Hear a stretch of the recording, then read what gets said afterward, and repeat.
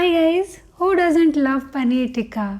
So in this video we are going to see how to make paneer tikka masala using this Suhana masala mix. So this is a 50 gram masala mix. It has MRP of rupees 45 and it has no MSG, color or preservative.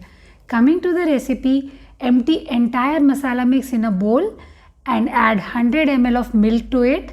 Make a paste and it blends so easily. Now keep this aside, we will use it later.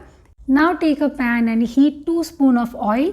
In hot oil, here goes 2 medium-sized tomato puree. And cook for 4-5 minutes till you see oil oozes out like this. Now is the time to add the masala mix. So here it goes. And again we have to cook it for 2 minutes on low flame. And then add 200 gram paneer cubes, 200 ml water, and once it starts boiling, now reduce the flame to low and cook for 5-6 minutes till you get the desired thickness of gravy. At last, add fresh coriander leaves, and butter is optional, purely up to you.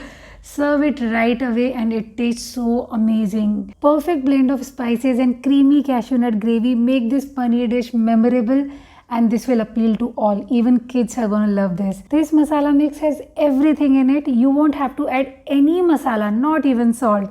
So this masala gave you restaurant like paneer tikka in just minutes. So give it a try and subscribe for more such videos.